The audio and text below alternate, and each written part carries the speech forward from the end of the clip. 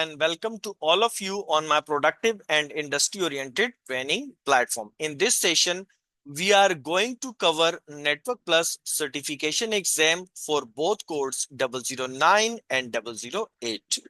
The 008 is the older one, while the latest one is 009. But in this session, we are going to cover both these exam codes. We know that when we are dealing with the real world exams, so there are types of questions in the exam. It might be regarding the operations, management, administration, infrastructure, troubleshooting, and lots of other domains which we generally discuss during the preparation of Network Plus certification exam. But the most difficult domain is regarding the troubleshooting, because when we talk about the implementation, management, administration concepts, so these are the easier questions because we just need to answer the port numbers, the implementation ideas, the commands. So these are a kind of memorizational concepts during the exam. But when we talk about the troubleshooting, so we need to analyze the scenario, we need to isolate the problem, and then go with the best selected options from the available options during the exam. So let's move with the troubleshooting question answers. So here is the first question. A technician receives feedback that some users are experiencing high amounts of jitter while using the wireless network.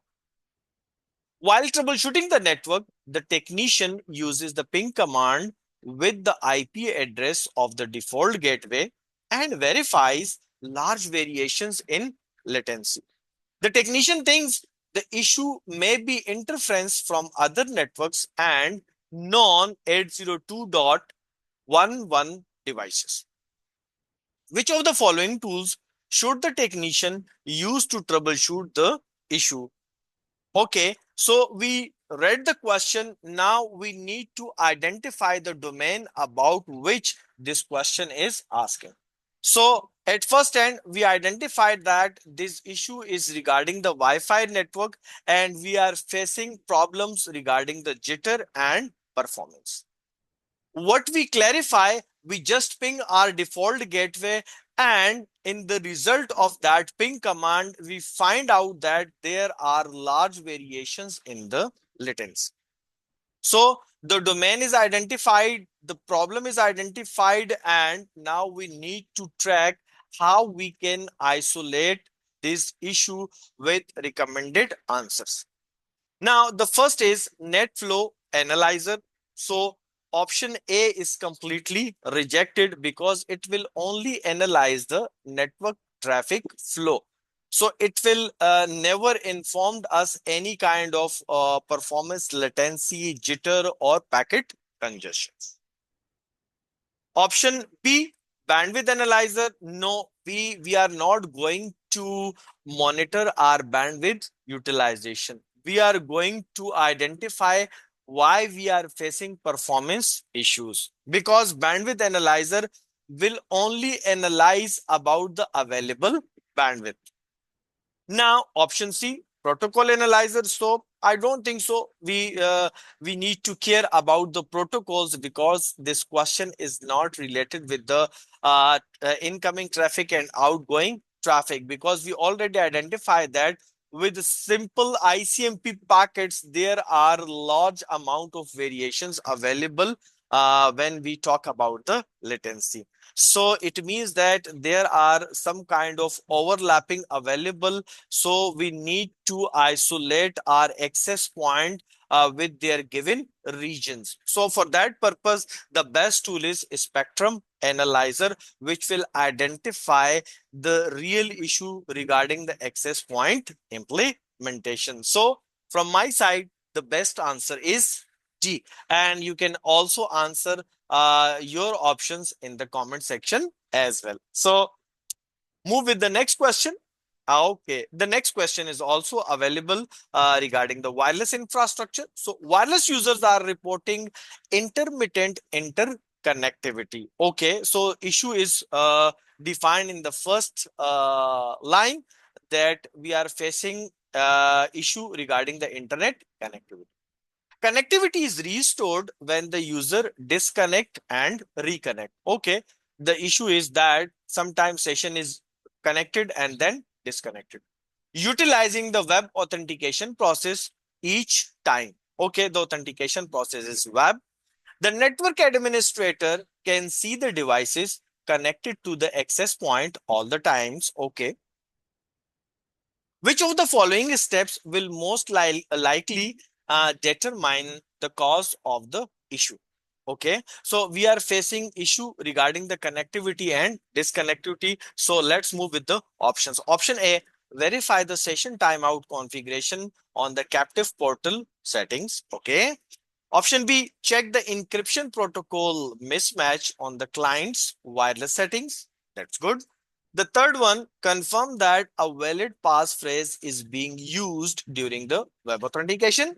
Okay. And the last one is investigate for a client disassociation caused by an evil twin access point. Okay. So according to me, both C and D is completely discarded because there is no chance of evil twin access point is available because device is connected and disconnected with the same access point. Why I reject the C option? Confirm that the valid passphrase. So the device is connected. So it means that we are using a valid passphrase. If we don't use the valid passphrase, so the device will never ever establish the session. So we are going to select the best answer by this way to discard all the options which generally easily trackable when we are dealing with the troubleshooting. Okay.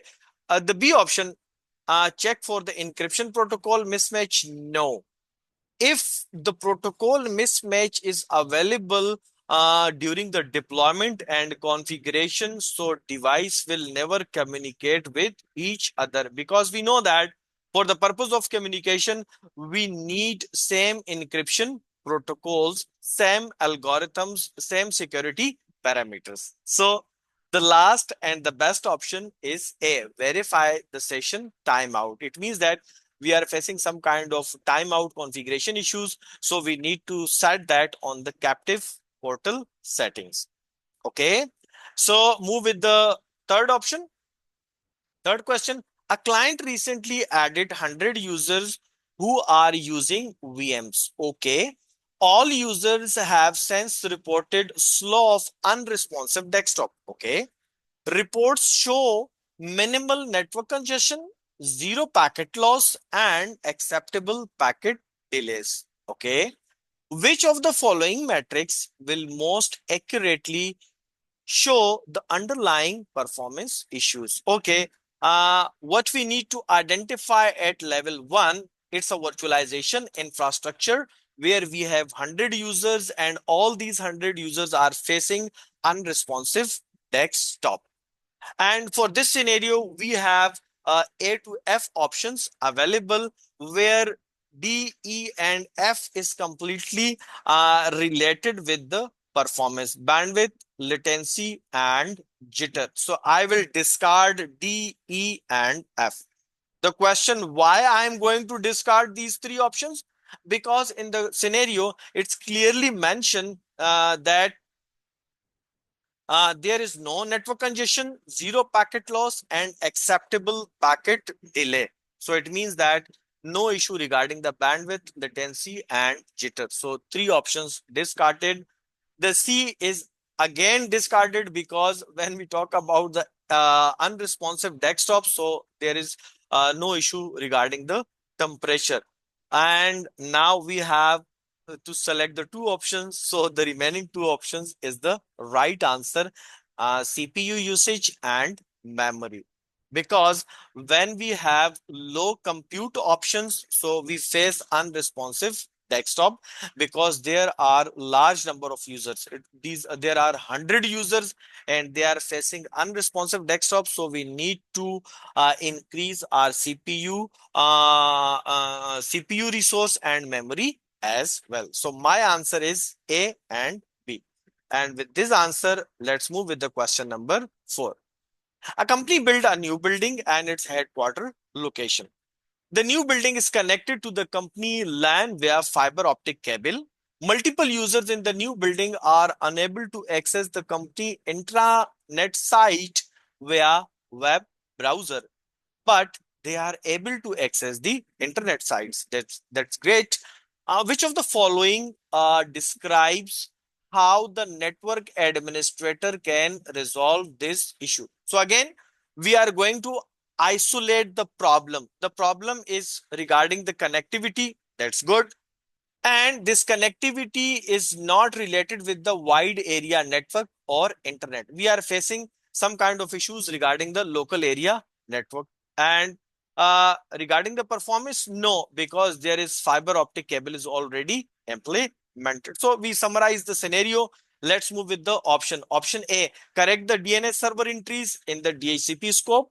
Option B, correct the external firewall gateway address. No, because we have no issues regarding the internet, so that's why we don't need to correct any configurations regarding the firewall and gateway address as well.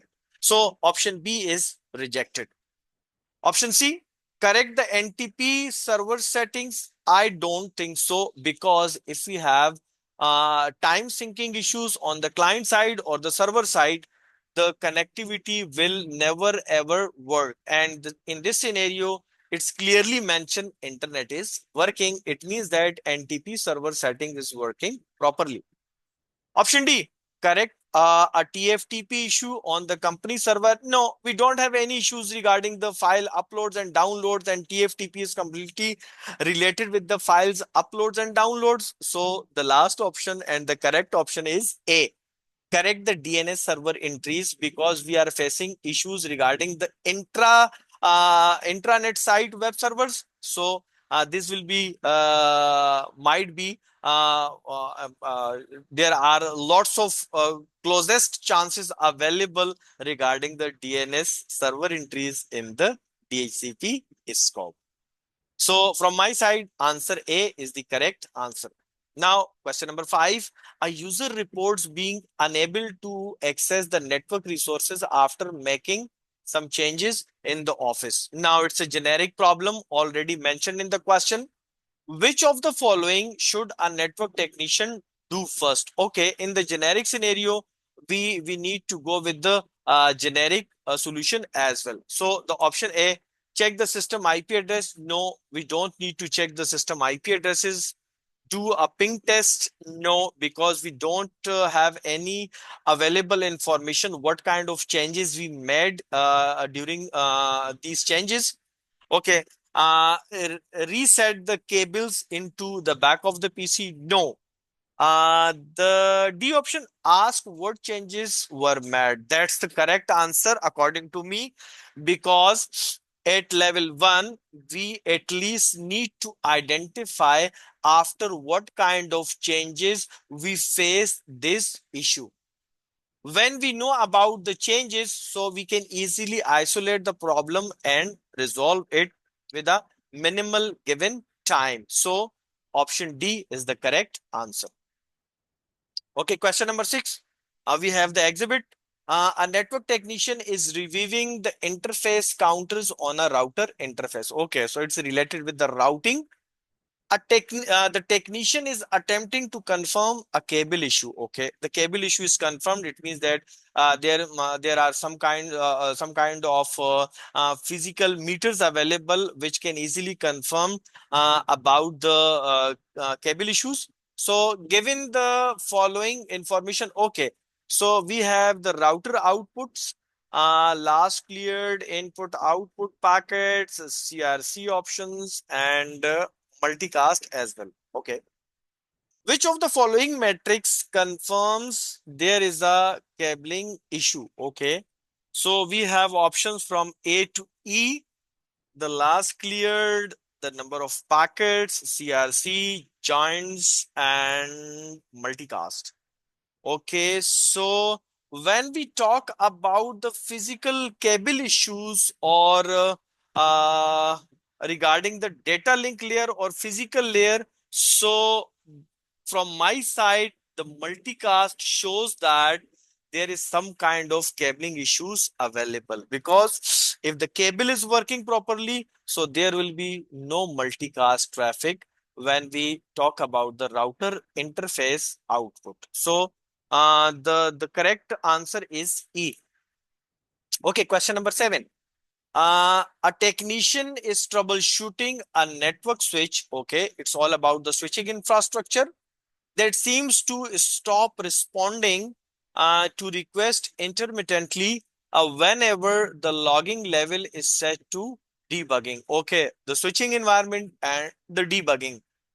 Which of the following metrics should the technician check to begin troubleshooting the issue? Okay, we isolated the problem. It's regarding the switching infrastructure and the debugging mode. So let's move with the option. Option A, audit logs. No, we damn care about the audit logs because we are directly dealing with the switching infrastructure.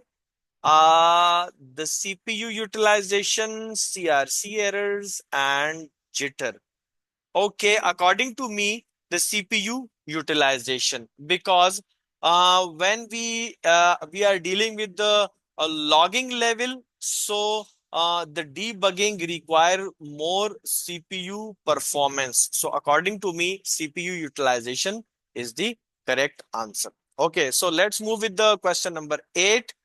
A technician needs to configure a Linux computer for the network monitoring. That's the really important thing, and that's why I love to prepare myself for the CompTIA Network Plus certification exam, because this exam deals with number of domains. Sometimes it talks about the cloud computing, virtualization, network operations, management, troubleshooting, and in this question, we are dealing with the operating system domain, specifically with the open source. So I love all these kinds of questions. So a technician needs to configure a Linux computer for network monitoring. So it's all about the monitoring process. The technician has the following information: Linux computer details. Okay, Linux interface available, IP address and MAC address. That's good. Switch mirror ports details. Okay, switch Ethernet 1 IP address and its MAC address. After connecting the Linux computer to the mirror port, okay, ETH0 is connected with the ETH1 on the switch.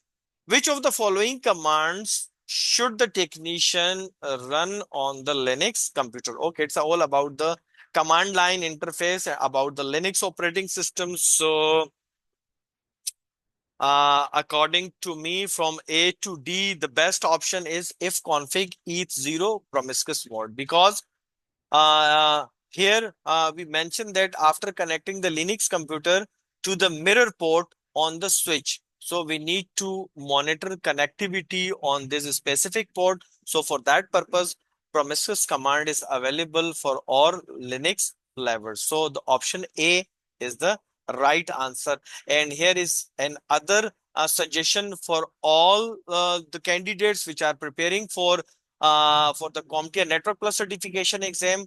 They need to prepare for the Linux domains as well, because in the corporate sector, most of the companies are directly dealing with the Linux operating system on the server side, virtualization side, and infrastructure side as well. So that's really important when you are going to prepare yourself for the CompTIA exam and you are dealing with the IT network industry after certifying yourself. Okay, so with this suggestion, question number 9. A network engineer is investigating reports for of poor network performance. Okay, upon reviewing a device configuration, the engineer finds that duplex settings are mismatched. Okay, so one side is the switching, other side is the end devices, and the duplex mode is going to mismatch on both ends. Which of the following would be the most likely results of this finding? Okay, so when the duplex settings are mismatched, we have the four options: increase CRC errors, increase giants and runs, Increase switching loops? Nope. Increase device temperature? No, because when we are we are going to deal with the duplex mismatch, so the option D is completely discarded because it will never ever increase the device temperature. Option C, increase the switching loops? No. When we talk about the switching loops, it's directly a kind of protocol which is known as STP, which completely deals with the looping environment. So according to me, the right answer is increased CRC, because when we are going to do some kinds of mistakes regarding the duplex settings, so there will be chances that cyclic redundancy check errors will be generated by all switches on the network side. Question number 10. A network technician is troubleshooting a connection, okay, to a local server and has verified the RDP server is running on the server. Okay, we are dealing with the local area network and we are using remote desktop protocol. After running a command, the technician receives the following output. Okay, on the system side, we run the command, we see the sessions, the protocol type is TCP, the local address, the foreign address, and the port number 3389, which is clearly mentioned that it's a remote desktop sessions. And the operating system is regarding the Microsoft, because all Microsoft systems use 3389. It might be Windows 11, Windows 10, and server operating systems as well. And the state is really important, which is SYN sent. Which of the following most likely describes the issue? Okay, option A, host-based firewalls on the server is blocking the connection. Okay, I think so. Yeah, the A is the best option because the SYN sent request is easily verifiable from the output, uh, but we don't receive any kind of other packets during the communication. But we need to find other options as well. Okay, B, too many collisions are occurring. No, if the collisions are occur, so it will not be possible that the end device will send packet to establish its session over TCP. C, a DOS attack. Okay, so in the situation of DOS attack, there is no possibility. All the network will be completely clogged, and it's impossible to communicate end devices with each other. Okay, the D, a routing loop is in the network. No, because when the loop is occur on the network infrastructure, so all kinds of communication will be disturbed, or you can say destroyed as well. So option A is the best. A host-based firewall on the server is blocking the connection. It's getting the request, but we are not receiving any kind of response from the server. That's why I'm suggesting that the option A is the best option. Okay. Question number 11. Which of the following would be used to indicate when unauthorized access to physical internal hardware has occurred? Okay. It's not related with the troubleshooting, it's related with the security and unauthorized access to the physical hardware. So option A, the motion detectors, no. Radio frequency, it's completely related with the Wi-Fi and access points. C, temper evident seal. Yeah, that's the right option, temper evident seal. And the last option is locking racks. No, the temper evident seal is the right answer for this question. So I hope you learn a lot during this discussion and all the troubleshooting scenarios for the CompTIA Network Plus certification exam. So if you have any suggestions, if you have any queries, you can write in the comment sections and via email as well. In the coming sessions, we are definitely cover other domains regarding the CompTIA Network Plus certification exam and other exams as well. Thank you very much.